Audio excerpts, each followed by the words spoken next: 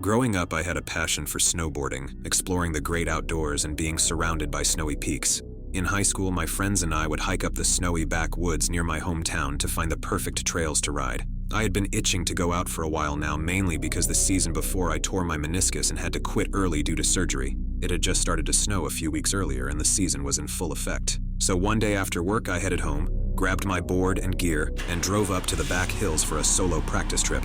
As soon as I got there, I could feel the rush of excitement and adrenaline start to flow through me after waiting for so long. The trail I was on was a familiar one, as my friends and I had ridden it many times before. The crisp air filled my lungs as I began to hike up the mountain, carrying my snowboard on my back and feeling newfound strength in my knee. The trees were covered in a fresh blanket of white, and the sun was peeking through heavy clouds. Shortly after, snowflakes began to dance around me. The snow had started innocently enough about 30 minutes earlier, large, fluffy flakes floating gently down. But soon the wind picked up, and what was once picturesque rapidly turned into something more ominous. Now, squinting against the barrage of white, I could barely see more than a few feet in any direction. I definitely did not want to ride without any visibility, so I decided to hike back down and try again another day. I had only been hiking for about an hour or so, and in my mind I thought I was only a little over 2 miles or so away from the parking lot. When the blizzard hit, the trail markers disappeared, concealed by mounting snowdrifts and covering up my footsteps. I had been wandering through the woods for what felt like an eternity. Periodically, I would stop to check my watch, and it was now 6:37 p.m. I was supposed to only be gone for only a few hours. As the panic began to set in, I quickly realized that I was lost. My phone had no signal, and my backpack did not have a map or any emergency supplies in it. I was not thinking and did not tell anyone where I was at because I figured I was only going to be gone a few hours at max, so there was no point. I soon came to regret that decision. The temperature was dropping rapidly, and it was starting to get dark. I knew that I needed to find shelter before nightfall, but with the blizzard raging on, it seemed like an impossible task. I knew that staying calm and thinking logically was crucial for my survival. Trudging onward, I wasn't even sure I was heading in the right direction anymore. The shadows lengthened, and as darkness fell, my fear intensified. Being stranded overnight in a blizzard could easily prove fatal. I scanned my surroundings constantly for any glimmer of hope through the monochromatic landscape, but there was nothing, only white in all directions. The wind seems to whisper to me in eerie voices as tree branches groaned under their frosty burden. Over my own labored breaths and crunching footsteps, I think I hear other noises too. Twigs cracking, brush being disturbed. It's probably just my mind playing tricks, I thought. Yet I couldn't help glancing nervously over my shoulder as I battled forward. Night had almost fully descended when I came across what looked like an old park ranger's cabin, nearly buried under snow. I couldn't believe it. I had grown up in this area my entire life and had no idea where I was at or where this building came from. I knocked on the door. There were no lights on inside. I knocked again, then called out, "Hello? Is there anyone here?" I waited for a reply but did not get one. Against my better judgment and pure desperation, I tried the doorknob and astonishingly it was unlocked. I stumbled inside, slamming the door against the icy fangs of the wind. It was bitterly cold but provided shelter. Huddling in the gloomy interior, I could only wait out the storm or wait for help. Finally, feeling some sort of comfort, I started to doze off when suddenly, a loud thud against the door jolted me out of my stupor. My heart raced as I waited for another sound, wondering if it was an animal or something more sinister. But then I hear it again, this time accompanied by a muffled voice. The voice sounded like it was calling my name. I freeze, torn between relief and fear. Could it be a ranger? But who would have known I'd be out here? And how would they have found me so fast? And especially in these conditions, it didn't make any sense. I got up to look at who or what it was through the side window. The cabin's windows did not have any curtains, and they were mostly frosted over. But through the thin layer of ice, I could make out a pair of glowing red eyes staring back at me not 1 foot from the window. My blood turned ice cold. I immediately dropped to the floor and crawled as fast as I possibly could to lock the door and cursed myself for not doing so earlier. I'm not kidding you, the moment I managed to lock the door, the knob twisted and shook violently. Growling and scratching sounds began to echo outside the cabin door, getting louder and louder. You could hear the weight of the creature in its voice alone. Then the sounds were on the roof, then the right side of the cabin, then the door again, and instantly back on the roof. Whatever was making these noises had immense speed. I could hear the creaking of the cabin above me under its weight. My survival instincts kicked in, and I quickly barricaded the door and windows with whatever furniture I can find, even using my snowboard. I frantically searched for a weapon, but all I could find is an old small fire poker. Clutching it tightly in my trembling hand, I wait for the creature to break through the door. The horrific noises were now coming from what sounded like every corner of the cabin but lasted for all of 10 minutes. Then, there was sudden silence. The scratching stopped and the growling faded away as if into the distance. As I sat there, my heart racing and my mind swirling with fear and confusion, I couldn't help but wonder what was happening. Had I stumbled upon some sort of creature living in the woods? Or was it all just a hallucination brought on by exhaustion and isolation? As the night wore on, I couldn't shake off the feeling that I was being watched. Every little noise from the raging storm made me jump and my eyes kept darting towards the windows, half expecting to see those glowing eyes again. I felt so vulnerable with the windows exposed that I basically sat in crouch position until sunrise. Finally, morning arrived, and the sun's rays peeked through the frosted windows. Gathering all of my courage, I slowly opened the door and stepped outside. To my horror, I saw deep claw marks all over the doors and outer walls of the cabin, probably about 1 foot in length, meaning that whatever had been trying to get in last night was definitely real. The snow had seemed to cover up most of the footprints or tracks left by the creature, but I could still see faint traces of what looked like prints leading off into the tree line. I did not want to stay to find out what they belonged to. I quickly packed my things and got out of there as fast as I could, not wanting to stick around and find out what else could be lurking in the woods. After getting some distance, I climbed the tallest pine I could find and could see across to a tree that was a familiar trail marker. I realized that I had lucked out and I was not that far from the parking lot. I started to sprint the rest of the way with tears rolling down my face. Well, as best as I could sprint in knee-deep snow, that is. I didn't look back once until I was safely in my truck and driving away. Looking back on that experience, I still can't explain what happened that night. Why didn't it break the windows? How could it navigate through that storm? All I know is that something or someone was out there in those woods, and if that cabin wasn't there, I don't want to think about what would have happened to me. The feeling of being watched and hunted has stayed with me since. I have never told anyone this out of fear of being called crazy or being laughed at, but it has made me a firm believer that there are things in this world that we can't explain or understand, and it's best to stay away from them.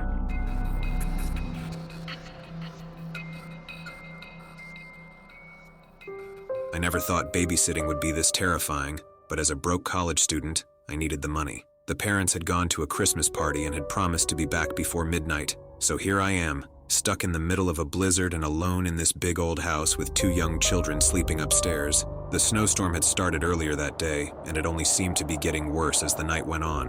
The howling winds and the sound of hail hitting against the windows was enough to make anyone nervous. But what really sent chills down my spine was the constant creaking and banging coming from outside. I tried to ignore it at first by watching some TV, but every now and then I would hear a loud thud or a strange scraping noise. At one point, I thought it was just the branches of trees hitting against the house. I was sitting on the couch watching Netflix wrapped in a blanket when I hear a loud scream coming from upstairs. I immediately jump up and run towards the stairs, my heart pounding in my chest. As I reach the top of the stairs, I see one of the children crying in their room. When I asked them to tell me what happened, they said that they saw a shadow outside of their window down by the garage. Trying to calm them down, I assured them it was probably just a stray cat or some other animal seeking shelter from the blizzard, and told them to go back to sleep. I hurried back downstairs, turned off the TV, and tried to calm myself down, telling myself it was just the storm playing tricks on me. But as time went on, I couldn't shake off the feeling that someone was out there. I couldn't place the noise, but it didn't sound natural. It sounded like metal banging at first, then became louder, as if the gutters themselves were being pried off. I briefly walked around to see if I could pinpoint the source, but it had developed into a repetitive hammering sound. It dawned on me that the noise was coming from the front of the house near the garage. Could the shadows that the children just saw outside be related to the noise? I thought. I nervously made my way to the front entrance and very cautiously peeked through the window curtains. The garage was positioned outside of the front door to the left, and you could barely see anything through that storm. But to my absolute horror, my jaw dropped as I could see an outline of a person through the heavy snowfall, backlit by street lamps. He was trying to break in the garage with something heavy in his hands. I could not tell what it was, but without thinking, I quickly ran back upstairs to grab the kids and hide in their room. I locked the door, and I called 911, frantically explaining the situation. The operator assured me that help was on the way, to stay calm, and to stay on the phone until help arrived. I was trying not to let the kids see just how terrified I truly was. I was praying he didn't see me and that all the doors and windows were locked. I called the parents to update them, and they said they were on their way home.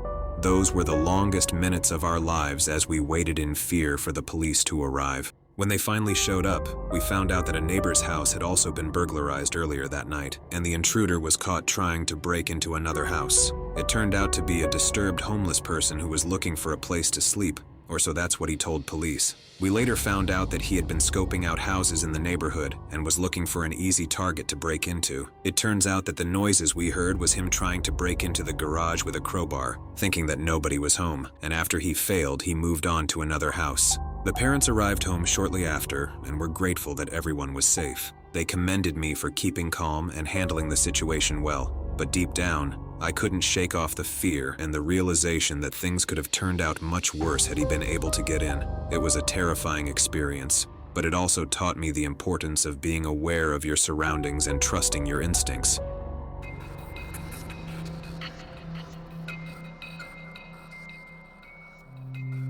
It was just like any other winter night. The snow was falling heavily outside, and I was tucked into bed, exhausted after a long day at work. Thankfully, it was finally the weekend, but little did I know that this seemingly peaceful night would soon turn into one of the most terrifying experiences of my life. It was probably about 2 a.m., and I was drifting off to sleep after watching TV when out of nowhere I heard a loud, familiar rumble. It took me a few seconds to realize that the noise was the garage door opening. My heart started racing as my thoughts immediately turned to my family's safety. Was someone trying to break in? Without a second thought, I quickly got out of bed and headed towards the garage. I spotted an empty wine bottle next to the recycling bin and grabbed it as a makeshift weapon.